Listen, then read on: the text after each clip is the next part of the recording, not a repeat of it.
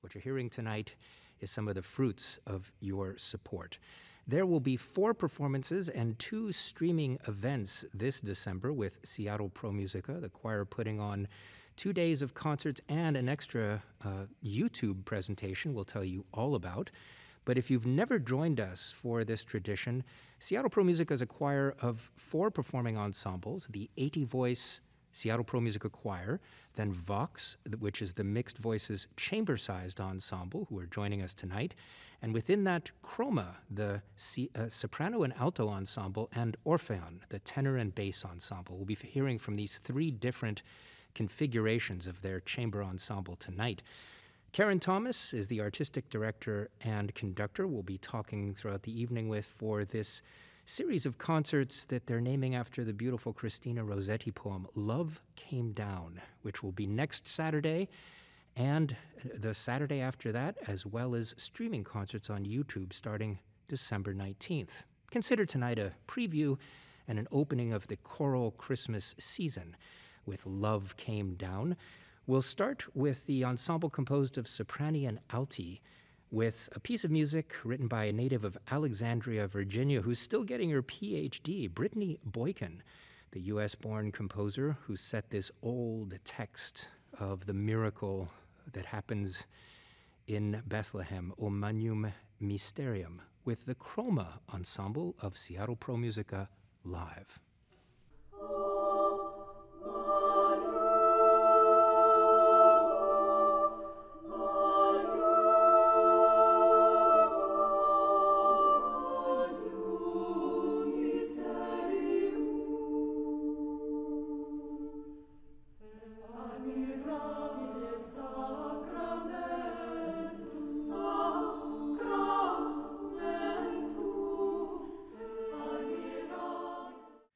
Karen Thomas, who is back in this December. December just flew into existence suddenly, and what a different December it is, Karen. Welcome back, first of all. You. What a different December from last year, So much better than last year. Oh, my goodness. Oh, we're so happy to be back singing together, wearing masks, but at least singing together. Yeah, we're all masked. We're all talking through these special highfalutin singer masks that I'm borrowing one of yours tonight. These things are nice and roomy out front, and I guess the idea is they don't remove so much of your pronunciation, your S's and T's and those kinds of things. They help a bit with that, and when you breathe in, you don't get a mouthful of cloth. Right. So, yeah. That does help. Special singer tools in a time of masking.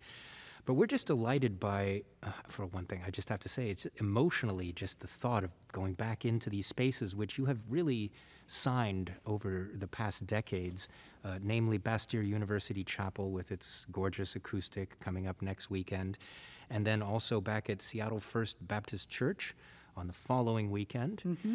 And then you're going to be hosting YouTube presentations of the concerts that will actually be available through the end of this year, right? Right. So we're making a streamed version available, and we have it goes live on the 19th with events on YouTube, but it'll be available through the end of the year. So for people who can't make it, that can be it, watched anywhere in the world. So people who can't actually make it to Bastyr and Kenmore or Seattle's First Baptist can have the virtual concert experience. Right. People in Korea, Lebanon, India, anywhere. Well, you have an international reach now, and you have chosen a program that on one level is an homage to Josquin des Prés, the great composer of the early Renaissance, who 500 years ago was it born or died?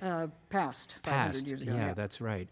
Who does show up in several places on this program, and including tonight. But you're naming the whole program after this lovely Christina Rossetti poem of Love Came Down. Yeah, it's that's just the sentiment that what people celebrate at Christmas time is the coming of love. Right, and this poem is definitely has a Christian context, but you can look at so many different faith traditions, and the thing that unites them all is this coming of love or sharing of love. Love shall be our token, love be yours, and love be mine.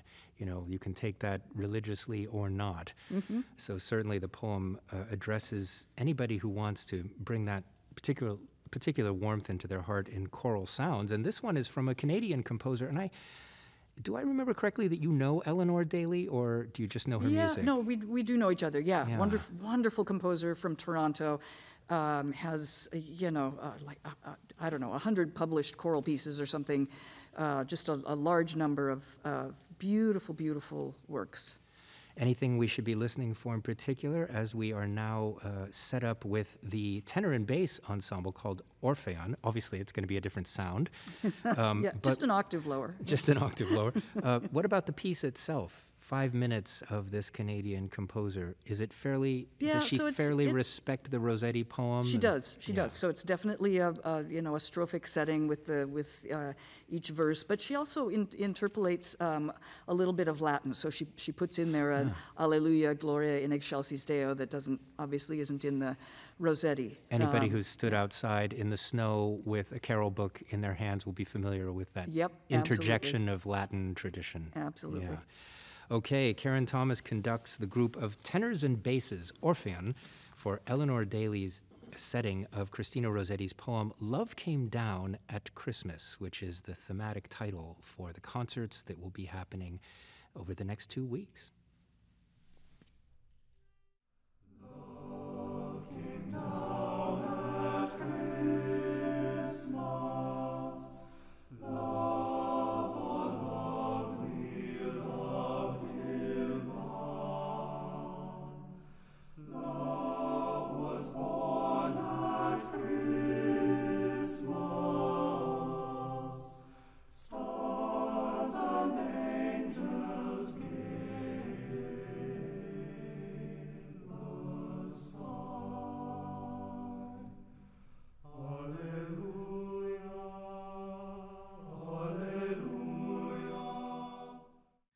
Karen Thomas, it's a beautiful program that is filled with what a lot of us have been discovering, which you're putting on over the next 2 weeks. Over the past couple of years, some composers who just simply do not deserve to be as unknown as they have been, and we're all getting the joy of discovering their music. I mean, in this next set, as you bring together the whole chamber ensemble, we'll be hearing, for example, from a composer who comes from, I believe, a Welsh father and a Jamaican mother, for example. Mm-hmm. And you're already digging through a ton of scores every year to figure out how to put on your programs, but it seems now that there's, with this awakening to composers who really have not been heard from, that it must be just an embarrassment of riches. Oh, there's so much, and there's some databases that are fairly recent. One called the Composer Diversity Database, which is fantastic, and it's just full of thousands and thousands of pieces of music, and it's it's open source, so a lot of composers are encouraged to go in and just enter their music, and then enter search terms so that people can find just all sorts of different things that you might be looking for in a program. Another wonderful database by Marcus Garrett, who's a composer and conductor, has a database of what he calls non-idiomatic music by Black composers. So concert choral music, not spirituals, not gospel, but concert music. And this is something he's been working on just for the last few years. And so, again, a lot of pieces that have been pretty obscure and are now becoming easier to find, which is great, because that's always been, something I've loved doing, is researching and finding new music and finding old music that's been neglected and doing some unusual things. And we're hearing several of these composers that might not be familiar names to people, not only tonight, but on the programs over the next couple of weeks. 500 years gone, we'll be hearing in this next set a little bit of Josquin des Prés' music, but on either side, you've picked some really interesting music here. We start with a Brazilian composer, José Mauricio Nunes Garcia, who was very informed by the Mozart and Haydn that he'd inherited from across the big pond.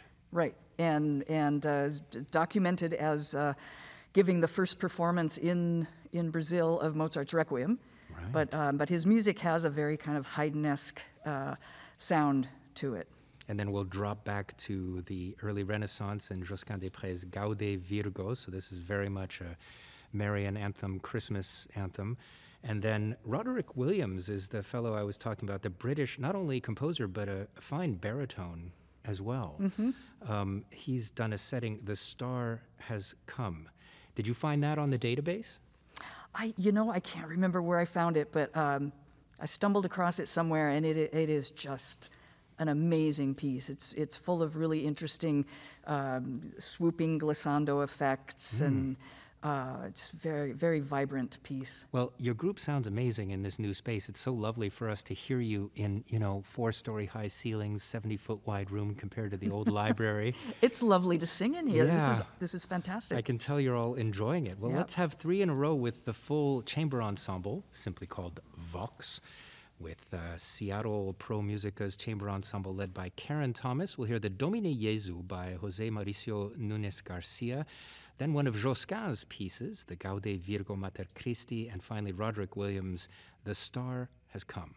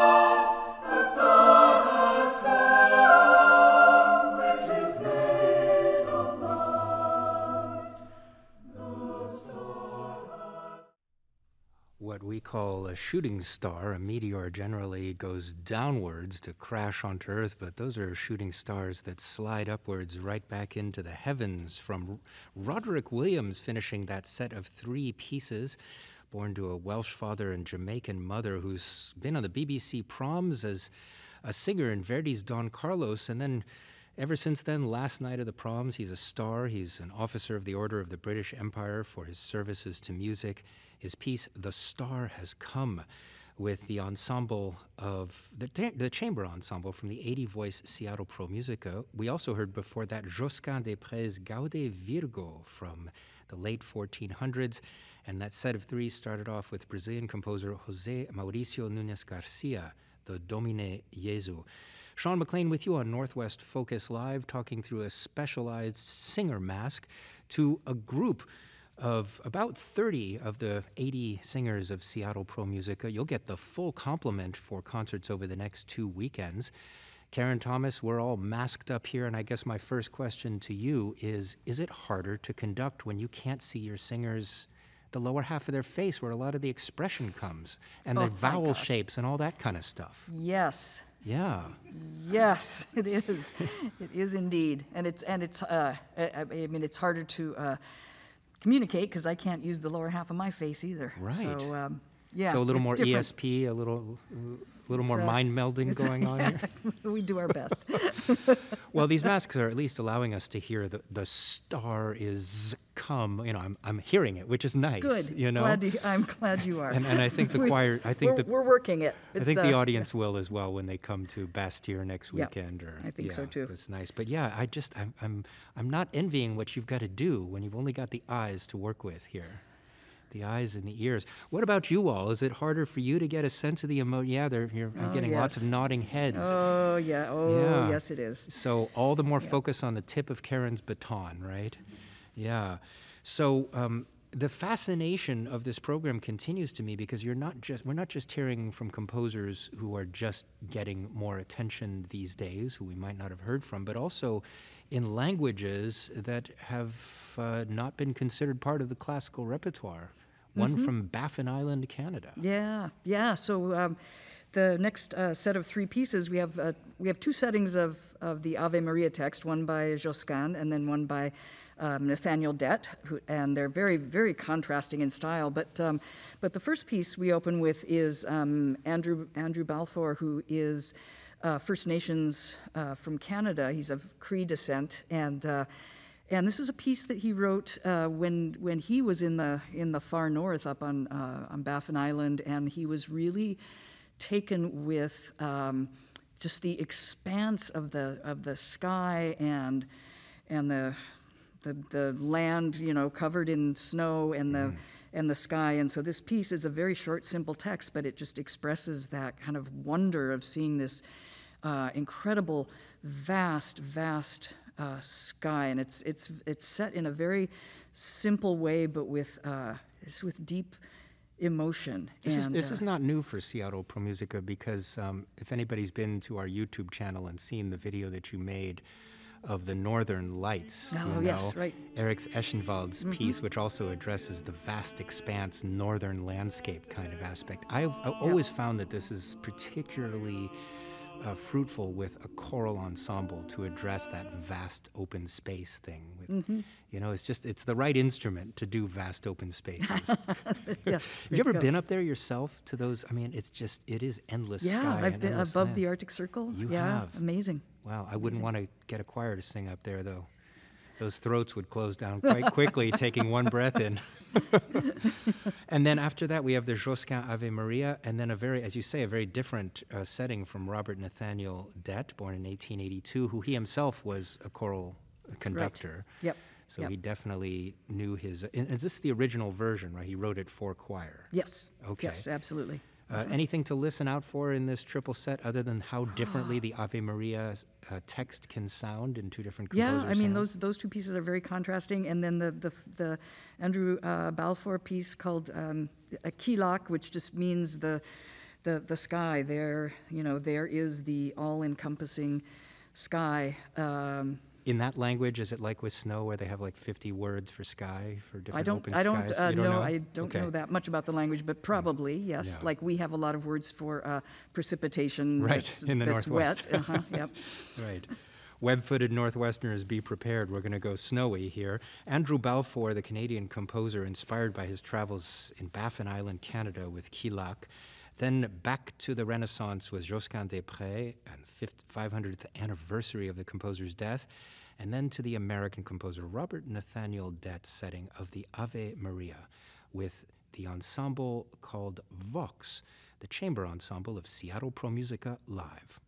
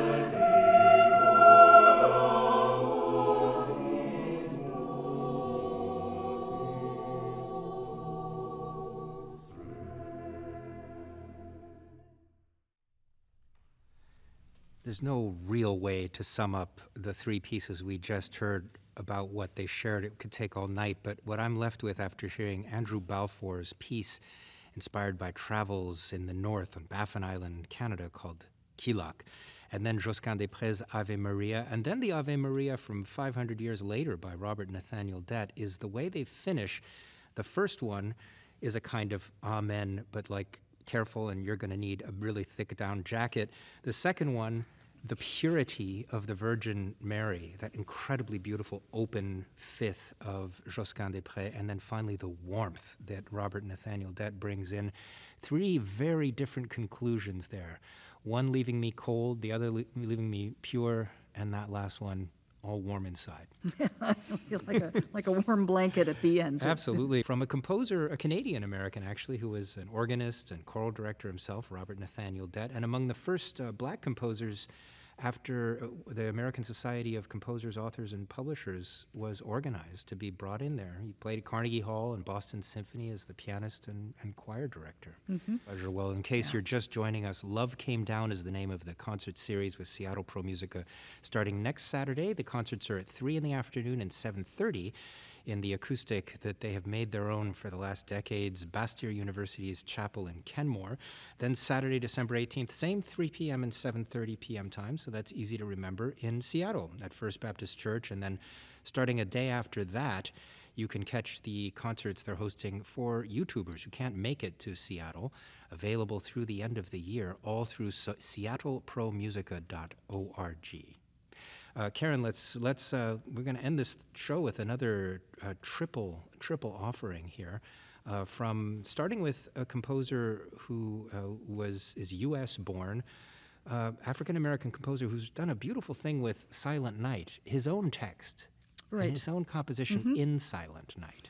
Yeah, it's a very simple and just a beautiful setting. It's kind of one of these pieces that once you hear it, it can become your new warm and fuzzy go-to for this time of year. Really lovely piece. Mitchell, does he say it the English way or the American way? Southall, or I don't actually know. A Brit would say Southall, of course, right? But he's not British, so yeah, he's not British. I'm guessing Southall. Yeah, probably. Yeah. Then Alexander Lestrange, who is British.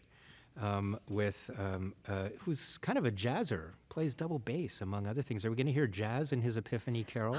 It's a pretty straightforward, I think, kind of British choral sound, but with interesting chords, right? And the text for this piece, I think, is fabulous because as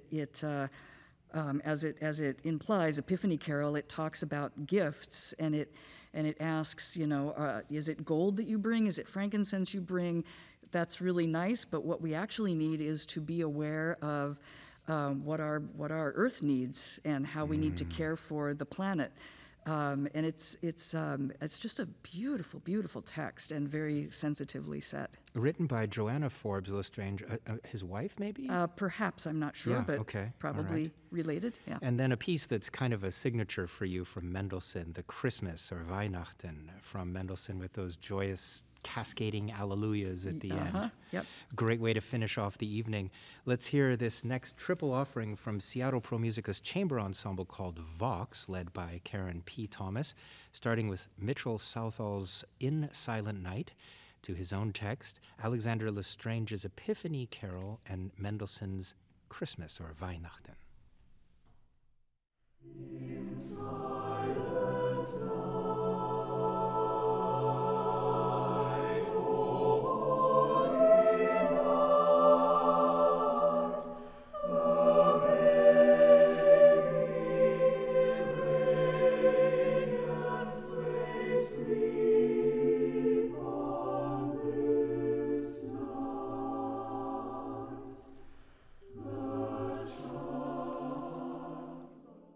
Is it Frank?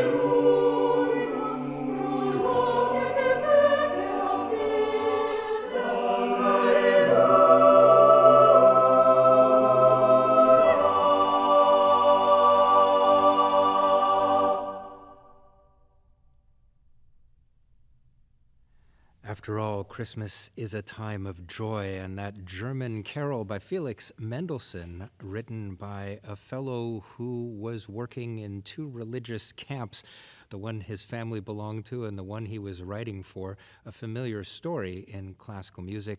Those beautiful hallelujahs coming from one part after another with the chamber ensemble of Seattle Pro Musica, a full 80 voices of complement for the concerts over the next 2 weekends. We just heard about 30 of them tonight on Northwest Focus Live, singing that triple offering of Mitchell Southall's In Silent Night, then the Epiphany Carol by Alexandra Lestrange, and finally Mendelssohn's Weihnachten, as a little teaser for the Christmas concerts in this December with Seattle Pro Musica. Love came down. It's a past tense, but it's coming down over the next 2 weekends, Karen Thomas. It's always such a delight when you bring this group in, and especially to hear them in this new space where there's more of a choral room. In fact, I don't know it's pleasant to sing here. I don't know if you know this, but the room you're singing in is actually the choral rehearsal room for Seattle Opera. Right. So have you actually conducted in here before in different guises? I have not. It's fantastic. I love it. So it was made with choirs in mind. So it's lovely because you're kind of inaugurating the big choral sound in this space for us. What a pleasure it has been to hear you. I just want to remind people that when they come to your concerts over the next 2 weekends, that you're trying to look out for everyone's health. And so it's important that people go to seattlepromusica.org and realize that, the CDC, State of Washington, King County, City of Seattle, even Chorus America's own guidance for singing means that you'll all be masked up there. We will. And so will everybody in the audience who need to bring proof of vaccination and an ID card, right? Absolutely. Also, I think you're spacing, so it's about 50% capacity. That's right. We're only selling 50% in the venues. Mm-hmm. Okay. And so you will have to keep your mask on for all the performance, but I just did it for an hour. You can do it as well. Reserved seating, seattlepromusica.org. What a pleasure once again to hear you this evening. And again, we're only hearing, 30 of the 80 singers, so I can only imagine how warm it's going to sound over the next 2 weekends. Yeah. Well, thank you, Sean. It's been such a joy to be in here. Oh, it was a pleasure. You always have such fresh repertoire, always new discoveries with you. So thank you once again, Karen Thomas. And thank you, Vox, for coming tonight. It's been a real pleasure. Audio engineering by Matt Ogaz, and Nikhil Sarma is our videographer. Scheduling and coordination by a member of the choir himself, King FM's very own David Dodman. Northwest Focus Live's piano is provided by